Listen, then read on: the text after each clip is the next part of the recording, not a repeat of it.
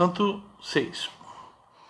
Ali ficou a dormir o sofredor e divino Ulisses, vencido pelo sono e pelo cansaço. Mas Atena foi a cidade populosa dos feácios, que antes tinham habitado na espaçosa Hipereia, perto dos Ciclopes, homens de terrível insolência, que continuamente os pilhavam por serem mais fortes. Está dizendo o quê? Que Atena foi até a cidade dos feácios, que vieram de Hipereia, onde coabitavam com os Ciclopes. Nausito trouxe os feácios, para outra cidade. Foi de lá que os trouxe o divino Nausito e os estabeleceu em Esquéria, onde estava o Ulisses, cidade dos feácios, longe dos homens que comem pão. Em torno da cidade construíra um muro, edificara casas, templos dos deuses e procedera à divisão das terras. Mas agora, vencido pelo destino, estava já no Hades, o Nausito. O rei era Alcino, cujos conselhos igualavam os dos deuses. Então, o Nausito morreu e o rei atual dos feácios era Alcino. No palácio real entrou Atena, a deusa de olhos esverdeados, para preparar o regresso do magnânimo Ulisses. Entrou no tálamo de belos adornos, onde dormia uma donzela que na forma e na beleza igualava as deusas. Era Nausica, filha do magnânimo Alcino, e com ela dormiam duas servas, ambas belas como graças, cada uma do seu lado da ombreira. As portas luzentes estavam fechadas. Como um sopro de vento, foi a deusa até a cama da jovem, postou-se junto à cabeceira e dirigiu-lhe a palavra, assemelhando-se à filha de Dimante, de naus famosas. Era uma jovem da idade de Náusea, vou chamar de Náusica, que lhe deleitava o coração. Sob essa forma falou Atena de olhos esverdeados. Náusica, como teve sua mãe uma filha tão distraída? Suas roupas resplandecentes estão por aí sem serem tratadas. Porém, está próximo o teu casamento. Nesse dia, não serás só tu a precisar de estar bem vestida, mas os que te acompanham. É por coisas como estas que se espalha entre os homens a boa fama, que vem dar alegria ao pai e à excelsa mãe. Vamos, pois, lavar a roupa assim que surgir a aurora. Irei contigo para te ajudar, para que trates rapidamente da roupa. É que não permanecerás virgem por muito tempo. Já nesta terra são teus pretendentes os mais nobres de todos os feácios, raça de onde provém a tua própria linhagem. Logo pela manhã vai pedir a teu pai famigerado que ponha à tua disposição um carro de mulas, para levares as cintas, as vestes e as mantas de cor brilhante. Para ti será melhor este transporte do que ires a pé, pois os tanques ainda ficam a grande distância da cidade. Náusica é visitada por Atena, mas que se está se fazendo passar pela filha de Dimante. Náusica diz que ela tem que cuidar das roupas dela, porque ela vai casar. Assim falando, partiu Atena, a deusa de olhos esverdeados, em direção ao Olimpo, onde dizem ficar a morada eterna dos deuses. Não é abalada não é abalada pelos ventos, nem molhada pela chuva, nem sobre ela cai a neve, mas o ar estende-se límpido, sem nuvens. Por cima paira uma luminosa brancura. Interessante, né? Porque a Náusica diz que as roupas da moça que a visita estão em desalinho. E em seguida Atena vai para um lugar totalmente alinhado, bonito. Aí se aprazem os deuses bem-aventurados, dia após dia. Para lá subiu a deusa de olhos esverdeados, depois de falar a donzela. Logo sobreveio a aurora de belo trono, que acordou Náusica de lindas vestes. O sonho que tivera admirava-a, e foi pela casa para contá-lo aos pais, ao pai amado e à mãe. Encontrou ambos lá dentro do palácio. A mãe estava sentada à lareira na companhia das servas, fiando lã, purpúrea como o mar. Quanto ao pai, encontrou-o a sair para a assembleia, onde se reuniria com reis gloriosos, para a qual o convocaram os feácios. Acercando-se do querido pai, assim falou Náusica: Querido pai, não queres mandar aparelhar um carro alto e de boas rodas, para que eu possa levar as lindas roupas ao rio, as que agora estão por aí todas sujas? Aliás, a ti também fica bem, como vais com os príncipes deliberar na assembleia, vestires no corpo roupa lavada. Olha como é boa filha. Além de que tens 5 filhos a viver no teu palácio. 2 já casaram, mas 3 são mancebos na flor da idade, que querem vestir sempre roupa lavada quando vão dançar. É nestas coisas todas que eu tenho de pensar. Assim falou, ela está a fim de lavar roupa, pois envergonhava-se de mencionar, à frente do pai amado, núpcias que ainda estavam a despontar. Mas ele compreendeu tudo e respondeu-lhe desse modo: Não te proibirei as mulas, minha filha, nem outra coisa. Vai. Para ti irão agora os servos aparelhar um carro alto e de boas rodas, equipado por cima com uma capota. Assim falando, chamou os servos, que logo lhe obedeceram. Montaram lá fora o carro de mulas de boas rodas. Depois trouxeram as mulas e atrelaram-nas ao carro.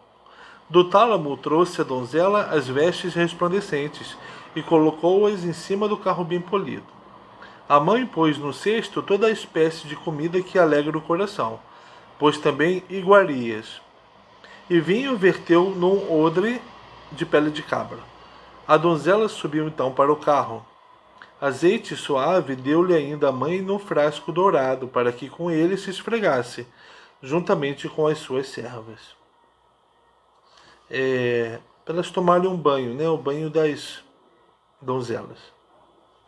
Náusica pegou no chicote e nas rédeas resplandecentes, com uma chicotada, puseram-se a caminho. Náusica pegou no chicote e nas rédeas resplandecentes. Com uma chicotada puseram-se a caminho. Ouviam-se os cascos das mulas enquanto prosseguiam com rapidez. Levaram-na a ela e a roupa. Mas não ia sozinha, pois com Náusica iam também as servas. Quando chegaram à corrente lindíssima do rio, lá onde estavam os tanques bem providos de água abundante, que brotando por baixo lavava as roupas, por sujas que estivessem, aí todas elas desatrelaram as mulas do carro e levaram-nas ao longo do rio cheio de redemoinhos para pastarem a erva doce como mel. Para as mulas pastarem, não para as donzelas. Do carro tiraram então as roupas com suas próprias mãos e levaram-nas até a escura água. Pisaram-nas nos compartimentos escavados, depressa e sem descanso. Depois que lavaram e tiraram as nódoas, a roupa toda, estenderam-na em filas na praia, onde a arrebentação das ondas deixava limpos os seixos. E depois de tomarem banho e de se ungirem com azeite, comeram a sua refeição junto às margens do rio, enquanto esperavam que as roupas secassem ao sol. Ali era um lugar das donzelas, um lugar sem perturbação. Depois que Náusica e as servas se deleitaram com a comida, despiram os véus e começaram a brincar com uma bola. Foi Náusica de alvos braços que deu início ao canto. E tal como Artemis, a arqueira, se desloca pelas montanhas, pela cordilheira do Taígeto, ou então pelo Erimanto, comprazendo-se com a caça ao javali ou às corças velozes, e com ela brincam as ninfas, filhas de Zeus, detentor da égide, habitantes do campo, e Leto se regozija no espírito, pois por cima das outras levanta Artemis a cabeça e a testa, sendo facilmente reconhecível, embora todas sejam belas. Assim, entre as suas servas se destacava Náusica. Mas no momento em que estava prestes a voltar para casa e a atrelar de novo as mulas e a dobrar as belas roupas, que já estavam secas provavelmente, foi então que pensou outra coisa Atena, a deusa de olhos esverdeados. E que Atena vai armar? Para que Ulisses acordasse e visse a donzela de lindo rosto. Ela que o levaria depois para a cidadela dos Feácios. A princesa atirou a bola na direção de uma das servas, mas nela não acertou. A bola foi para onde? Foi parar ao fundo redemoinho. Então gritaram todas, e assim acordou o divino Ulisses. Sentou-se e assim refletiu no espírito e no coração. Ai de mim! A que terra de homens mortais chego de novo? Serão eles homens violentos, selvagens e injustos? Ou serão dados à hospitalidade e tementes aos deuses? Ressoou aos meus ouvidos o grito feminino de donzelas, talvez de ninfas, que habitam os escarpados píncaros das montanhas, as nascentes dos rios ou as pradarias. Será que estou perto de homens dotados de fala? Mas coragem, eu próprio farei a experiência de ver. Assim falando, saiu dos arvoredos o divino Ulisses. Com sua mão possante quebrou um ramo cheio de folhas para segurar junto ao corpo e assim tapar os membros genitais. Saiu como um leão criado na montanha. Totalmente nu, confiante na sua pujança, cujos olhos fulminam apesar da chuva e do vento, e que se mete entre vacas ou ovelhas ou corças selvagens, pois assim a fome lhe manda, a ponto de chegar ao redil e atacar os rebanhos. Assim se preparava Ulisses para irromper no meio das donzelas de lindos cabelos, apesar de estar nu. Sobreviera a necessidade. Mas, aos olhos delas, horrível era o seu aspecto empastado de sal. E fugiram todas, cada uma para o seu lado, ao longo das dunas. Só a filha de Alcino, a Náusica, permaneceu, pois em seu peito pusera Atena a coragem. Dos seus membros tirara o receio. Estacou diante dele. E Ulisses refletiu se haveria de endereçar súplicas à donzela de lindo rosto, agarrando-lhe os joelhos, ou se deveria antes ficar onde estava e suplicar-lhe com doces palavras, para que ela lhe desse roupas e indicasse a cidade. Enquanto pensava, foi isto que lhe pareceu mais proveitoso, suplicar-lhe do lugar onde estava, também acho melhor, com doces palavras, com medo de que, ao agarrar-lhe os joelhos, o coração da jovem se zangasse. De imediato proferiu um discurso doce, mas proveitoso. Ajoelho-me perante ti, ó soberana. Serás deusa ou mulher? Se és uma das deusas, das que o vasto céu detém, é Artemis, a filha do grande Zeus, que mais aproximadamente te assemelho, pela beleza, pelas proporções e pela altura.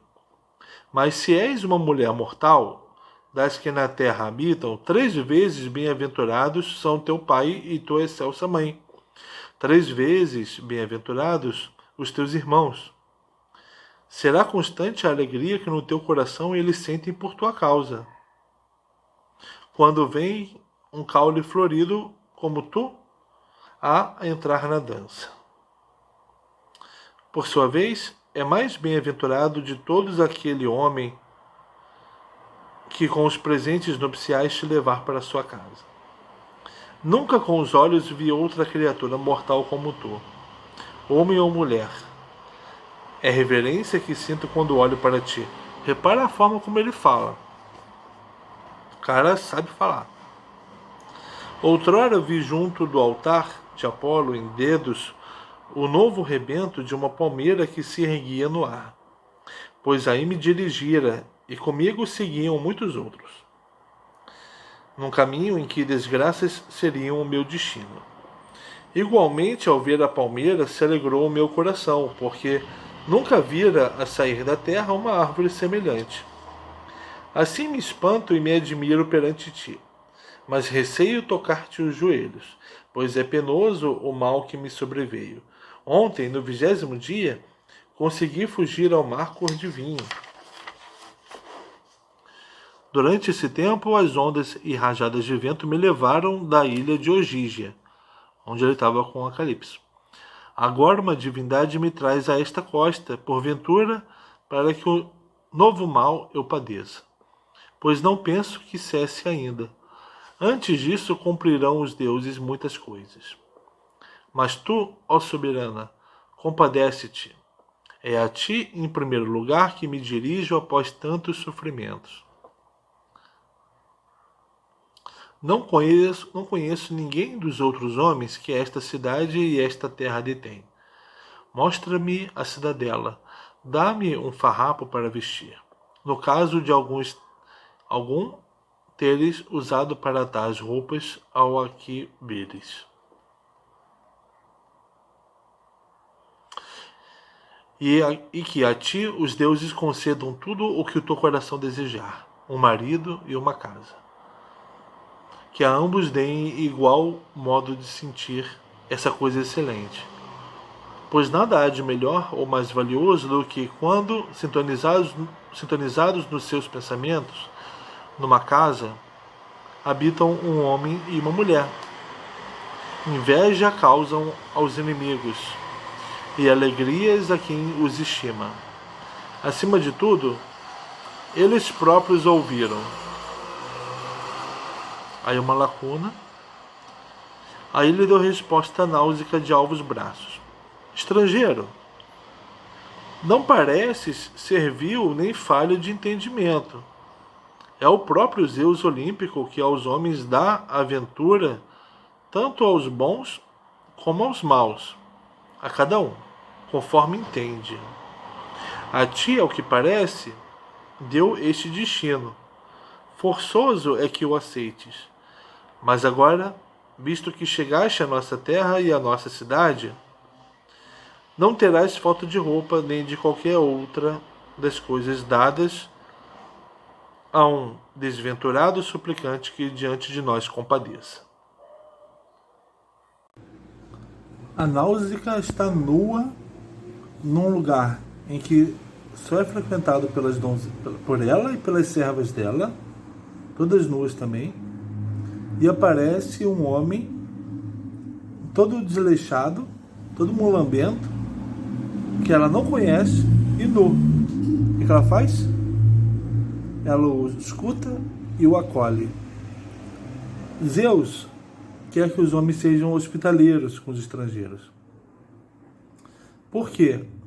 Os homens devem saber, quando os homens sabem que o que acontece com os estrangeiros é coisa que os deuses determinam, quando os homens sabem disso, eles estão cientes do poder dos deuses.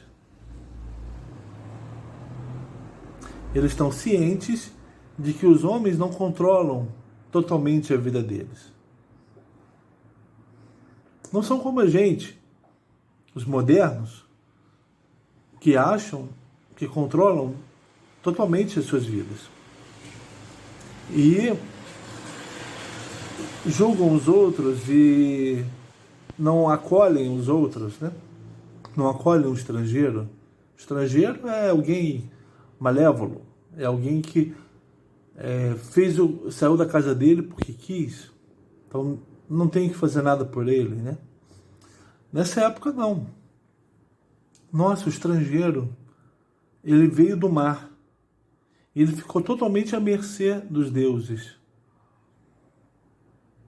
Reconhecer isso é ser piedoso, né? É ter uma atitude religiosa.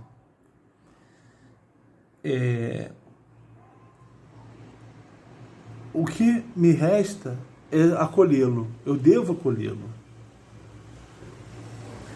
Já que eu não controlo o que acontece, nem com a minha vida, eu devo ser bom com aquele que precisa. Eu devo acolher o estrangeiro. A Náusica, ela acolhe o Ulisses.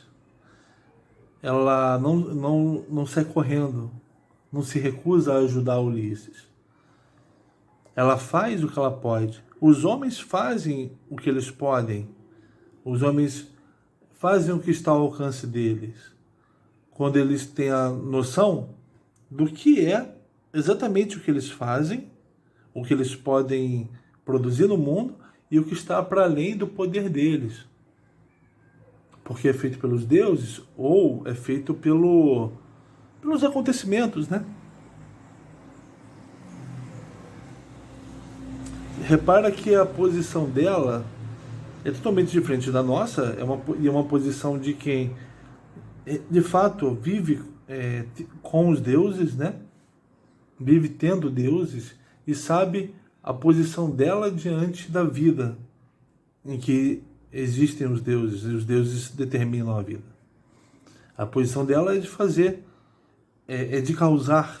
Eu sei o que eu causo no mundo, então eu vou causar coisas boas, né? Diferente da gente.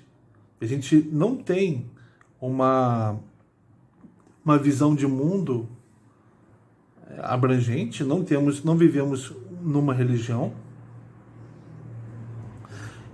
e achamos que nós controlamos tudo. A nossa visão de mundo é a que diz como o mundo realmente é.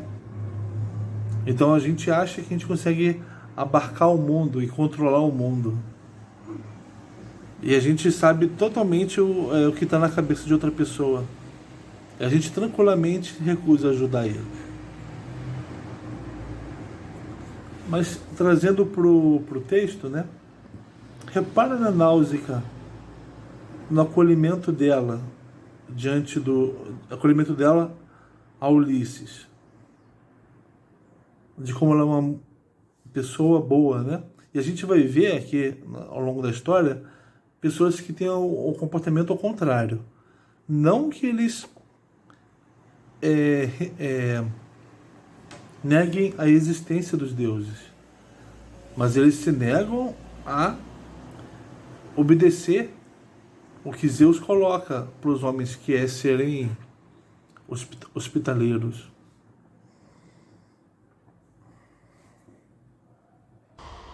Mostrar-te-ei a cidadela, e dir-te-ei o nome deste povo. São os feácios que detêm esta terra e esta cidade.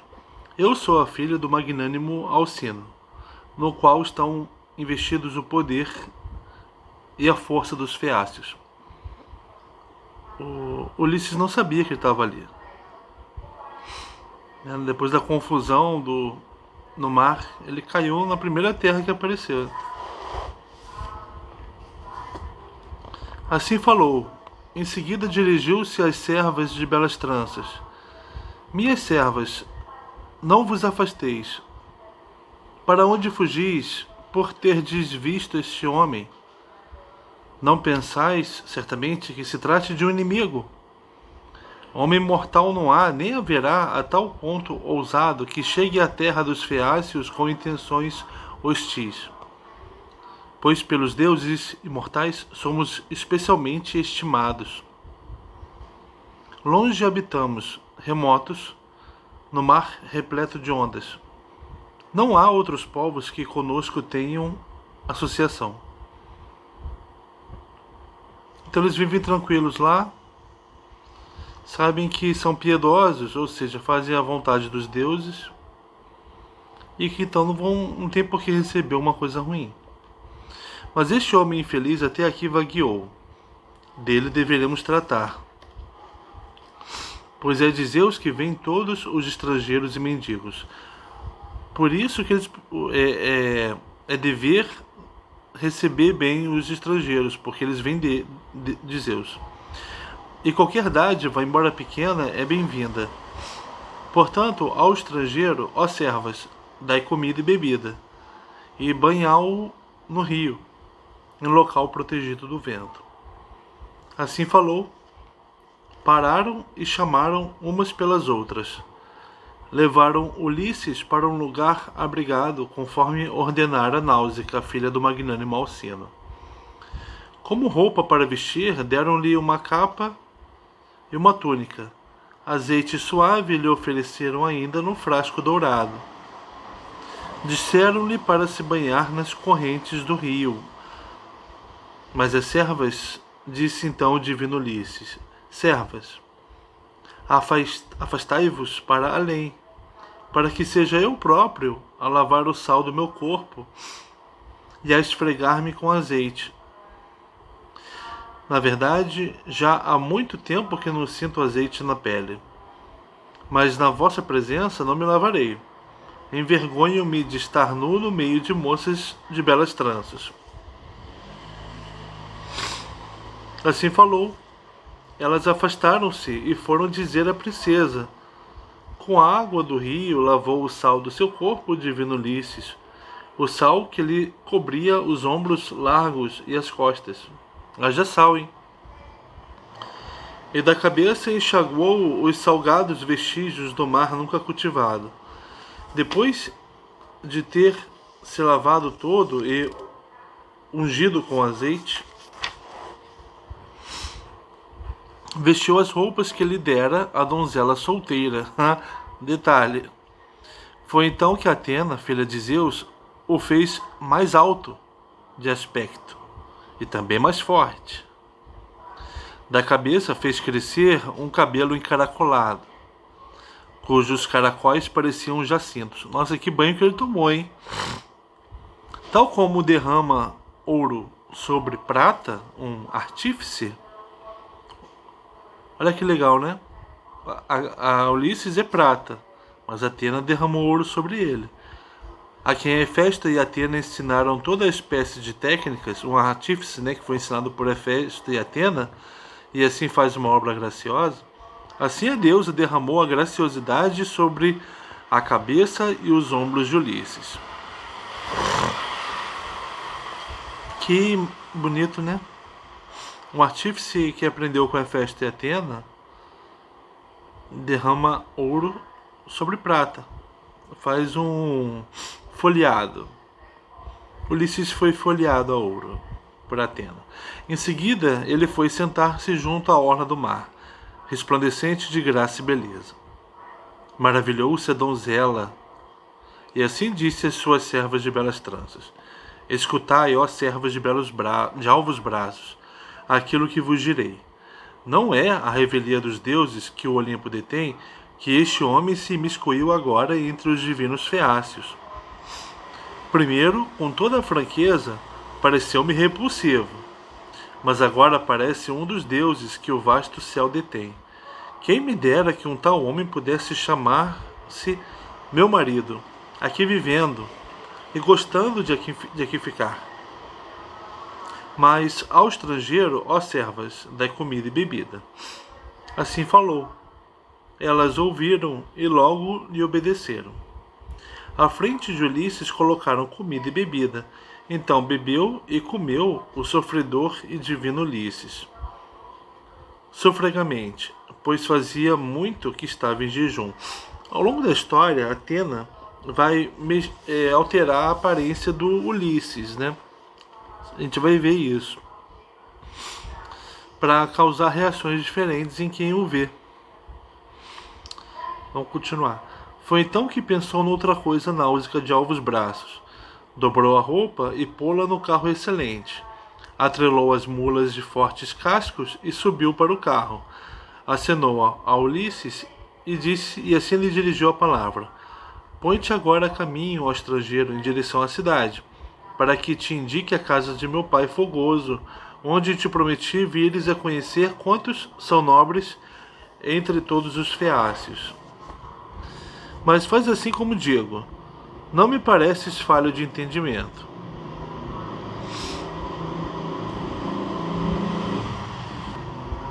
Enquanto nós atravessamos os campos e lavouras dos homens, Segue rapidamente com as servas atrás das mulas e do carro. Serei eu a indicar o caminho. Mas quando chegarmos à cidade, em redor da qual se eleva uma alta muralha, há um belo porto de ambos os lados, com estreita passagem no meio, onde se vêem naus recurvas. Do povo, cada um ali tem lugar para fundear a sua nau. Verás a ágora no local onde está o belo templo de Poseidon. A ágora é feita de blocos de pedra ajustados uns aos outros. É aí que eles se ocupam com o equipamento das escuras naus, com cabos e velas. E é aí que, com a plaina, alisam os remos, pois os feácios não interessam. Aos feácios não interessam os arcos e as flechas, mas sim velas. A gente vê que eles adoram Poseidon e eles são bons no barco. Remos de embarcações e recurvas naus com que se regozijam quando atravessam o mar cinzento. Destes homens quero evitar os comentários maldosos. Não vá algum caluniar-me. Há uns presunçosos entre o povo. Desses, um dos mais grosseiros poderia bem dizer: quem é aquele que Náusica traz com ela? Um estrangeiro tão alto e bem apessoado? Olha, ela está falando isso pro Ulisses, né? Está falando que achou ele bem apessoado e alto. Onde o terá ela encontrado? Será ele o esposo dela? Deverá ser alguém que naufragou, um estrangeiro de muito longe, já que nós não temos vizinhos? É, de onde ele surgiu, né? Ou será antes um Deus que tenha descido do céu em resposta às suas preces? Nossa Senhora! Ela tê-lo-á como marido todos os seus dias. Se declarou pro cara. Melhor assim, que tenha ido buscar o noivo a outro lugar, pois já se percebeu que ela liga pouco para os feácios aqui da terra. Ela falou tudo para ele. Embora aqui não lhe faltem muitos e belos pretendentes, assim falarão, e isso constituiria para mim uma censura, pois também eu criticaria uma jovem que assim procedesse. Que sendo ainda vivos tanto o pai como a mãe, andasse metida com homens estranhos, antes do dia do casamento. Estrangeiro, ouve bem as minhas palavras, para que depressa obtenhas de junto do meu pai o transporte para o teu regresso. Encontrarás o belo bosque de Atena perto do caminho, um bosque de choupos. Aí verás uma nascente e um prado. Neste local fica a propriedade e a vinha viçosa de meu pai, que da cidade fica à distância de um grito. Senta-te aí e espera algum tempo até que nós cheguemos à cidade e entremos no palácio de meu pai. Quando julgares que chegamos e entramos já em casa, dirige-te à cidade dos feácios e lá pergunta pela casa de meu pai, o magnânimo Alcino. Então ele vai chegar como se estivesse chegando naquele momento, sem conhecer ninguém, nem Náusica.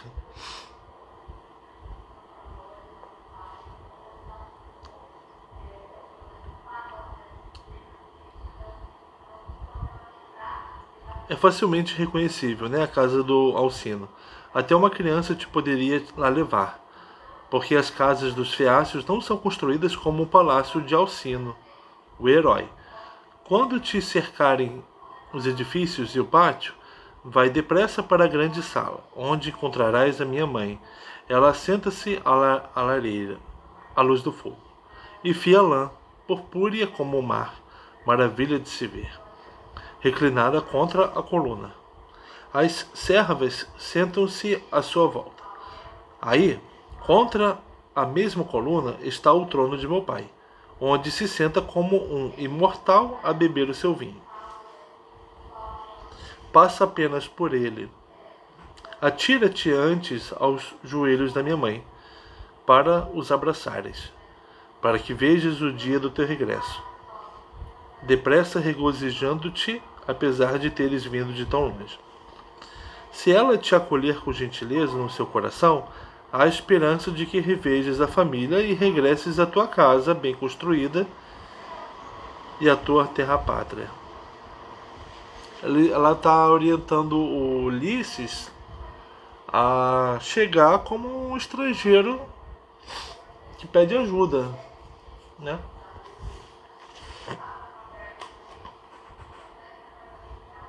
E ela está fazendo isso para que ele consiga voltar para casa, não para que ele fique com ela. Ela gostaria disso, mas ela vai ajudá-lo, né?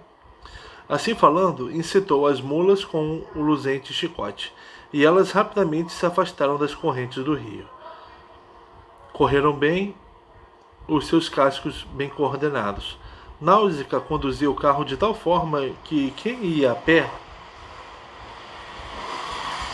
as servas e Ulisses a podia acompanhar. Usou o chicote com prudência. O sol pôs-se e chegaram ao bosque famoso consagrado a Atena, onde se sentou o divino Ulisses. Logo dirigiu uma prece à filha do grande Zeus. Escuta, ó Atritona, filha de Zeus, detentor da égide. Ouve-me agora, visto que antes não me ouviste quando naufragava. Ha! Estava botando a culpa na Atena. Quando o famoso sacudidor da terra me oprimia. Faz que os fiácios se compadeçam de mim. Assim rezou, e ouviu a deusa Palas Atena. Mas não surgiu diante dele, cara a cara, por respeito para com o irmão do pai, que furiosamente se encolerizava contra o divino Ulisses, até que ele chegasse à sua casa. Então, ó, ali é terra do Poseidon. A Atena não está ajudando muito.